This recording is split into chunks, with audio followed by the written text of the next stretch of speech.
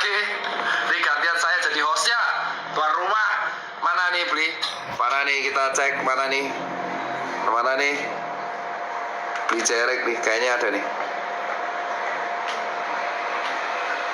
Nah, ini dia. Cik. Oke.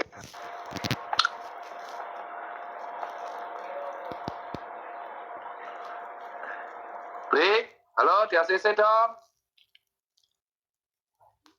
Halo? Cek. Halo? Nah, udah.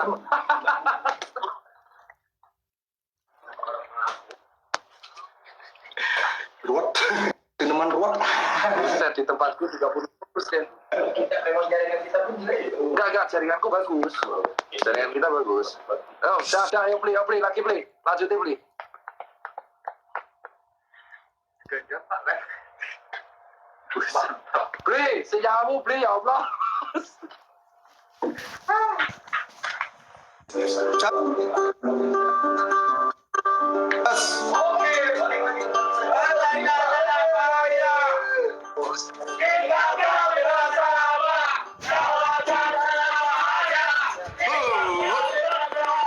Bajingan. BNN, halo BNN, halo. BNN, CIA, Rockefeller, halo. Tolong jangan disadap kalau saya mau ngomong. Ini kayak dia dibuka beli. Beli. Ganti sinyal beli ya Allah. Aduh. Ya ini yoklek mana? Udah. Yoklek ikutan yoklek. Woi. Enggak belum Ya, bisa toh. Ini kan nonton.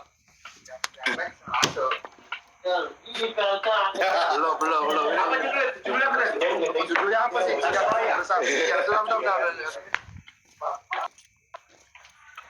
Loh, kok hilang? Wah, nih. Ntar kita tunggu dulu deh. Lagi ulang. Ini wartawan detik belum setelan udah bikin berita Pak. Capek.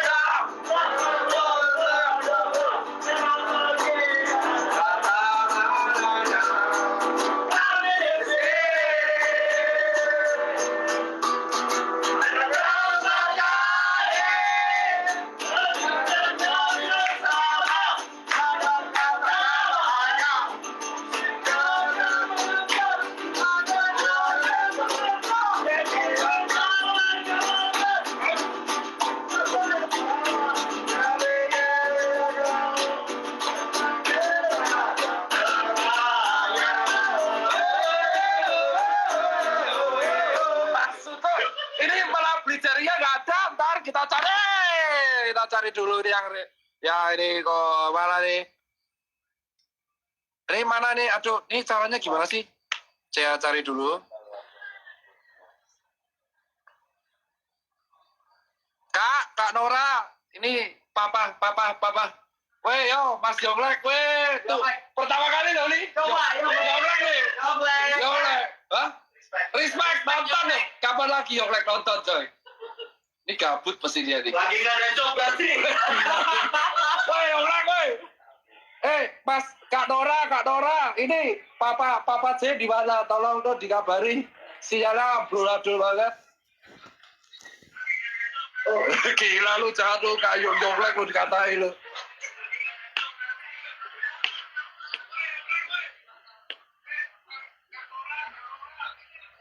Ini udah, ya, beli dah, kita udah lagi. Kita bersemangat dulu ya, Pak. Ulang, kita ulang. Udah, kita ulang dulu. Kita respect dulu, Pak. Respect ini malam-malam ya. Ulang. Intro. Apa judulnya Pak? Judulnya malah nggak tahu. Tes. Kita bersemangat dulu, Pak. Belum nyambung ya kayaknya. Udah.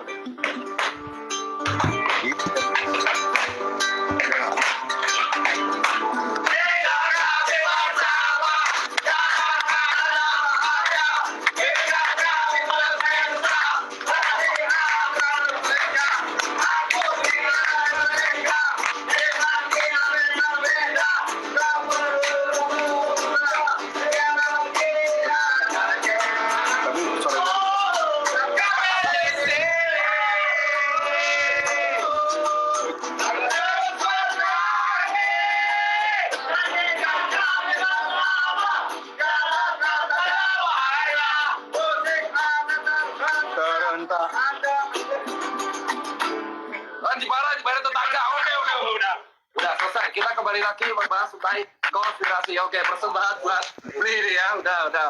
Oke. Ini jam 11 malam kita di Mare Tetangga. Jadi kita balik lagi ke beli. Monggo. Terangkat lagi beli, terangkat. Iya, ini aneh ya tadi setiap kali saya ngomong sinyalnya langsung hancur gitu. Iya emang. Ini kayaknya jangan-jangan ini Instagram membencimu gitu. Iya, oke, gini aja. Oke, biar langsung to the point. Jadi ini Kita langsung aja. Ya, tato konspirasi ini saya bikin tahun 99 setelah baca bukunya Noam Chomsky. Jadi Noam Chomsky itu adalah seorang seorang ekonom, seorang pengamat politik, pengamat sosial. Tapi bukunya itu berat banget dan intinya di buku itu dia menjelaskan kalau di dunia ini tidak ada yang namanya kebetulan. Jikapun itu ada kebetulan itu adalah jikapun ada sesuatu yang terjadi seolah-olah itu kebetulan itu adalah dibuat seperti kebetulan. Jadi dari dulu saya percaya jika ketika balik ke persoalan yang simpel tadi di lingkar pertemanan kita yang paling kecil pun itu pasti ada konspirasi. Ya. Oke. Jadi nggak mungkin banget di skala global yang melibatkan profit banyak banget ini nggak mungkin nggak ada konspirasi. Itu pijakan logika saya. Nah, ketika saya melihat COVID ini, awalnya saya sempat percaya. Jadi awalnya saya sempat percaya berapa hari gitu jika ini virus ini memang dari Cina, dari binatang segala macam. Karena ini kan diberitakannya seperti itu. Tapi ketika saya coba cari informasi dari sumber-sumber lain di luar mainstream media, saya banyak menemukan fakta-fakta yang menyimpulkan kebalikannya gitu. Jika virus ini adalah man-made atau dibuat oleh manusia, jika COVID ini adalah sebuah skema dan mungkin ada hubungannya juga dengan kasus Pizzagate, itu jejaring pedofilia Gedung Putih yang sudah membunuh banyak orang yang mencoba membongkarnya. Jadi ini sengkarut banget ini saya ngelihatnya. Saya telusuri lagi lebih dalam, terus saya baca-baca lagi buku-buku yang lama saya baca tentang teori-teori ekonomi, tentang teori-teori politik. Ini sekarang masuk akal banget gitu loh. Jadi memang ada siklus setiap berapa tahun sekali ekonomi itu dinolkan lagi. Ekonomi itu di-restart lagi. Kenapa begitu? Anda percaya nggak? Pemegang kendali atau pemegang kekayaan 99% kekayaan bumi ini dipegang oleh 1% kelompok. Itu sudah terjadi sejak dulu. Si Rosel. Iya, teman-temannya mereka lah, 1%. Saya bilangnya 1%. Jadi mereka sejak dulu menciptakan environment agar mereka itu tetap berada di puncak piramid. Agar mereka selalu tetap ada di puncak piramid, mereka perlu apa? Kontrol. Iya kan? Bayangin aja, jika mereka lengah misalnya, 1% ini lengah, mereka tidak mengontrol yang 99 ini, lama-lama yang 99-nya akan naik dan memakan mereka, dan mereka akan nggak jadi 1% lagi. Itu mereka tidak inginkan. Makanya ketika mereka melihat ada kan mereka punya tuh parameter politik, mereka udah punya banyak, ada think tank-nya tuh udah gede banget.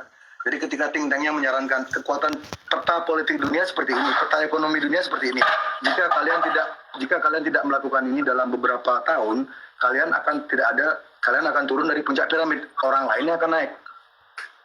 Itu tidak diinginkan karena sejak awalnya adanya peradaban ini, sejak awal adanya ilmu hukum moneter, teori moneter perbankan itu mereka yang menentukan semuanya. Kenapa harga? Kalau beli C berarti, tapi secara umum percaya nggak sih kalau COVID itu ada? Percaya. Percaya berarti COVID ada. Percaya. Terus COVID ini berarti menurut BC berarti man-made ya? Menurut saya man-made. Dari laki-laki beli.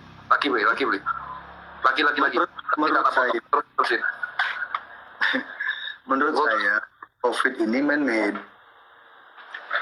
Ya. Terus? Dan balik tadi kemana tadi? Kita sampai di mana tadi terakhir? Sampai itu puncak piramid, terus COVID man-made ada. It's all about control. Dan kawan-kawan tolong yang menonton ini tolong jangan rasis. Ini bukan masalah perang antar negara. Ini bukan masalah perang antar ras. Elit global ini sengaja menciptakan ilusi jika ini adalah sebuah pertempuran antar negara atau antar ras. Mereka sengaja menciptakan ilusi itu agar mereka lebih gampang mengontrol konfliknya. Gitu loh. Makanya sekarang kan banyak bilang, oh ini ulah Cina, ini ulah Israel, ini ulah Amerika. Buang dulu stigma itu. Ini sekumpulan 1% ini mereka nggak punya nationality. Mungkin di paspor mereka ada nationality, tapi mereka tuh jiwanya mereka tuh nggak punya jiwa kebangsaan, tidak punya jiwa nasionalisme, tidak. Mereka tidak beda, level pemikirannya beda. Mereka tuh ngelihatnya tuh bumi ini sebagai sebuah ya bumi tempat punyanya. Ya kalau bahasanya Lady Gaga apa global citizen lah gitu. Jadi mereka tuh tidak mengenal batas negara, tidak mengenal batas agama. Ada positif negatifnya kan. Kalau kita ngambil sisi positifnya, ya manusia tuh semakin mengikis perbedaan. Kalau perbedaan tuh semakin terkikis kan kemungkinan konflik itu berkurang. Tapi kalau kita melihat sekitar negatifnya, jika manusia itu seragam, maka akan ada beberapa kelompok yang dengan gampang memanfaatkan atau mengontrol kita dan mereka mendapatkan keuntungan. Sementara yang yang kebanyakan orang akan dimanfaatkan aja karena kalau kita ada seragam, misalnya kita sudah dipakai microchip semua, kita dipakai vaksin semua, kita seragam semua. Udah pasti ada yang kontrol dong. Nggak mungkin kalau kita semua seragam tuh nggak mungkin nggak ada yang kontrol. Dan yang kontrol tuh pasti orangnya itu aja. Tapi kalau misalnya kita tetap dibiarkan berbeda-beda, tiap negara tetap dibedakan tumbuh dengan gayanya mereka sendiri, dengan sistem ekonomi mereka sendiri, ya itu akan berbahaya bagi 1% ini. Makanya mereka tuh sangat mereka tidak suka dengan yang namanya demokrasi. Mereka tidak suka dengan yang namanya population growth. Jadi yang belum tahu ya, Bill Gates, mungkin yang ini bagi yang belum tahu ya, Bill Gates itu bukan seorang komputer nerd yang mulai dari nol. Dia itu bukan seorang komputer nerd yang mulai dari nol. Ayahnya dia sangat dekat dengan Rockefeller. Ayahnya dia sangat dekat dengan Rothschild. Itu bisa dicari di buku-buku sejarah. Jadi dari kecil, Bill Gates ini sudah didesain oleh lingkungannya untuk menjadi seperti dia sekarang. Sudah diproyeksikan. Dia tuh bukan yang punya Microsoft loh. Dia tuh cuma co-founder. Dia tuh punya duit, dia beli lisensinya, dia beli kepemilikannya, dia jadi bagian dari Microsoft. He's a fucking businessman. You know? Bagi yang belum tahu ya, Bill Gates is a fucking businessman. Dia bukan malaikat, dia bukan dokter.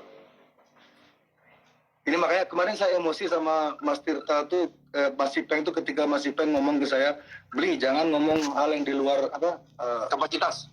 Aku langsung ngelihat ke Bill Gates loh. Anjing, seluruh dunia dibikin panik masalah kesehatan sama orang yang bukan dokter. Bill Gates lulusan dokter mana? Gak ada. Tedros, bosnya WHO, dokter mana? Nggak ada. Tedros punya rekam jejak yang kotor. Dia pernah bikin kasus di Ethiopia. Bill Gates, vaksinnya banyak yang gagal di India sama di Afrika. Kenapa kita dikontrol sama dua orang yang bukan dokter, dan semua dokter dengerin dia? Kita udah gila apa gimana? Dokter yang sebenarnya tuh nurut sama orang yang punya duit, yang kebetulan bisa membiayai riset. Jika Anda, saya tanya pertanyaan psikologi ya ke orang-orang ya. Jika Anda percaya nggak kalau orang psikopat itu ada, percaya nggak, Pak Mas Yupen? Gimana? Psikopat itu ada nggak dalam kehidupan orang psikopat? Orang psikopat.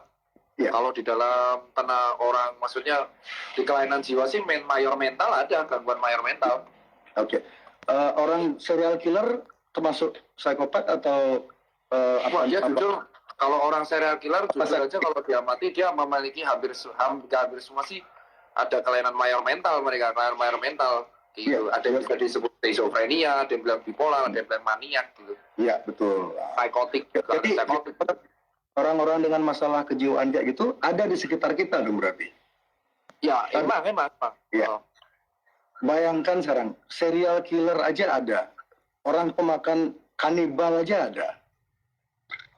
Kenapa milioner atau triliuner yang punya duit banyak banget, dari mana kita tahu mereka tuh nggak punya sifat-sifat kayak gitu? Gitu. Apa jaminannya orang-orang itu memang benar-benar lurus, sementara rekam jejaknya sudah banyak menunjukkan keganjilan. Kalau kamu mau, dan yang membuat nama mereka selalu bersih adalah balik lagi ke musuh bersama kita tadi, mainstream media. Mainstream media selalu melindungi image orang-orang ini. Kalau kamu ketik di search engine ya, di Google dimanapun, kamu coba cari dirt-nya, you try to dig cari kasus-kasus lama mereka tuh, susahnya minta ampun mas, susah banget. Karena sudah ditutup oleh ribuan berita bagus tentang mereka. Contoh. Hidro, ini kita balik ke konteks ini ya, konteks ke kasus COVID ini ya. Hidrokloroquine, itu contoh. Ketika beberapa dokter, ini awal April, beberapa dokter di Eropa, Amerika, India menemukan mereka berhasil menyembuhkan pasien COVID dengan hidrokloroquine dicampur dengan zinc. Zinc itu apa mas? Vitamin C ya?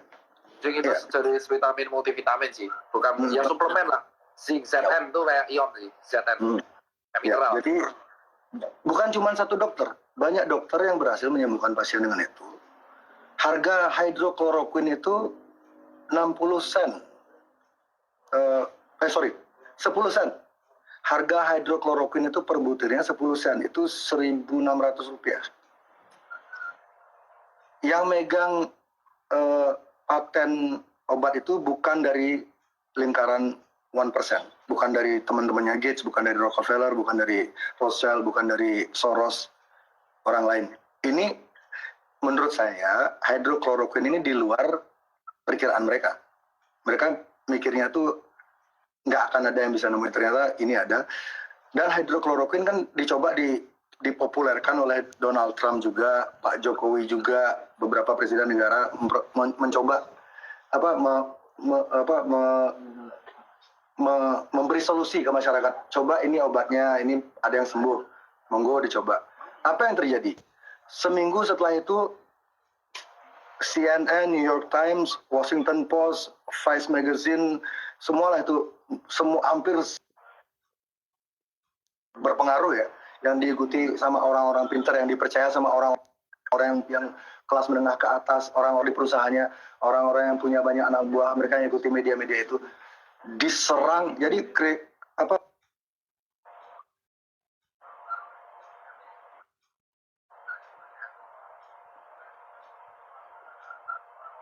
Buset, bentar, gak ada suaranya lagi ketika dia bahas CNN. Ada suaranya nggak? Ini aku bandingin bentar. Ada suaranya nggak? Nggak ada. Gila, ini kebetulan apa cocok logi ya? Tiap kali beli, suaraku doang kan yang ada? Tiap kali beli jerek ngomong media mainstream pasti hilang. Bentar, hilang. Aduh. Wah gila sih, itu antara kebetulan. Ini lagi dengerin ya, kalau aku tipenya pendengar ya, jadi dengerin dulu apa yang diceritain baru aku bisa bertanya dan membantah. Tapi tiap kali beli jerek itu ngomong soal mainstream media tadi, saksi ya, semua yang lihat ya. Pas ngomong itu ya media tadi langsung hilang coy. Hilang suaranya. Gila, coba. Sumpah cok. Gokil. Tapi umpung lagi ini di live, aku mengucapkan terima kasih ya. Kita nunggu lagi jerek. Gila. Ini lucu sih ini. Lucu antara, ini bukan settingan ya. Soalnya bener-bener suaranya hilang. Ini loading dulu kan. Ini padahal di live ku loh, yang sinyalnya kuat banget loh ini. Cocoknya nggak tahu cocoknya apa enggak, terserah kalian sih. Aku mendengarkan ya, posisi aku mendengarkan dan posisi ini, dan aku tadi barusan dapat penelitian baru ini. Gokil. Sangat cocok lagi ya. Ya enggak, soalnya tadi kan dengerin dia ngomong pas beli jerek itu ngomong mengarah video nih lagi jerek datang lagi. Coba kita dengerin lagi. Apa? Lagi bilang ini mendengar, beli. Dah. Lagi. Oke lanjut ya. Coba. Kalau ngomong media kayaknya coba disensor. Tiap kali sampai yang ngomong itu pasti hilang lagi nanti. Jaga.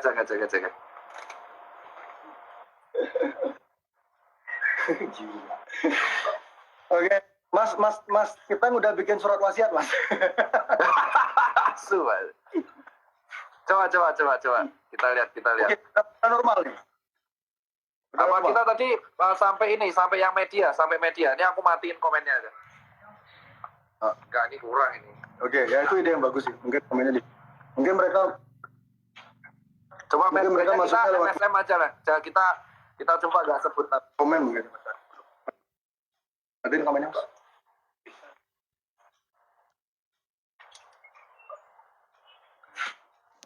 Tuh.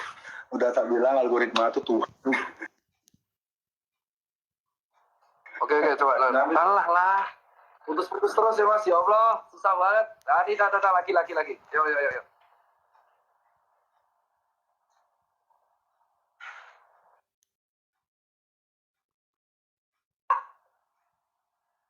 Gila banget, bangsat. Closing statement nih. Ini kalau closing statement kocak banget nih, ya Allah. Aduh.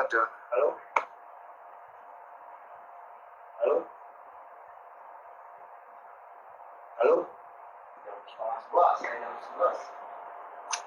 Ini aja, proses ini jaringannya. Ya kalau aku nggak apa-apa Pak, si jaring yang Dua-duanya disilang dulu, Bos. iyalah. Aduh, sakit banget ini lengan yang bagian.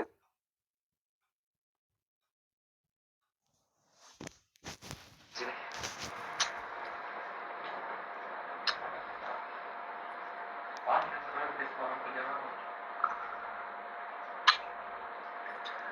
Mau ngomong closing statement nih langsung nih. Tunggu beli jerek aja ya. Soalnya percuma juga nih kalau dilanjutin dia putus-putus terus tiap 10 menit. Udah dilanjutin aja lagi besok. Percuma juga lanjutin besok juga pasti putus-putus dia. Biasa kan kalau kayak gitu jaringan dikacauin dulu kan. Apa-apa. Enggak sih, maksudnya biasanya terjadi sih kalau misalnya Instagram terlalu banyak jaringannya. Ya habis ini closing statement sih kalau aku. Coba kita lihat dulu. Aduh. Ini udah.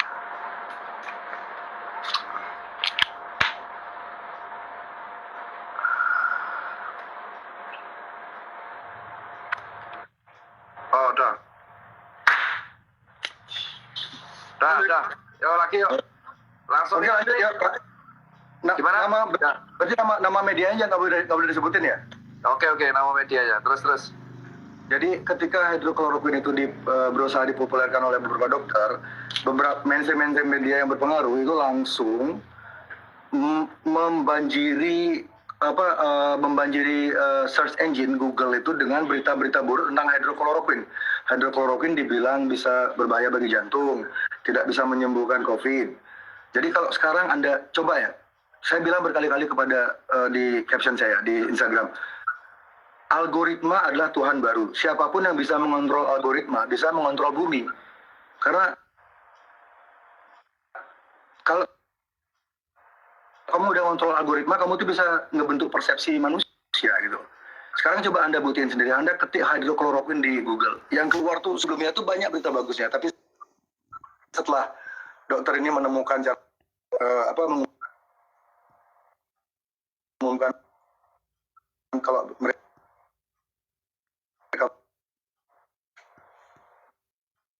berhasil menyembuhkan, bisa membuat pandemi ini berakhir lebih cepat. Oke. Masih lanjut. Jeda dulu. Jangan ngomong dulu. Bentar. Masih putus. Oke, lanjut. Dah. Gila, gak ada suara lagi, bangga. Gak harus closing statement ya. Udahlah. Beli ini. Gak ada denger terus ya. Wah, gila. Dah. Kayaknya tambah di Jerek mulai ngegas. Ini kayaknya Jerek bakal emosi sendiri sih, soalnya kayak beliau gak ada suaranya sama sekali ya. Tapi penonton udah turun 77.000. Ini udah lumayan gila kayak gini aja 77.000 dalam kondisi tengah malam. Pakai beda edge susah banget Pak. ini udah pakai IG ku, kalau pakai IG dia tambah parah soalnya. Iya. Soalnya hostnya dia udah pasti putus-putus lagi. Gokil. Coba kita tunggu lagi lah sekalian terakhir lah. Coba nih aku close dulu dah. Close dulu.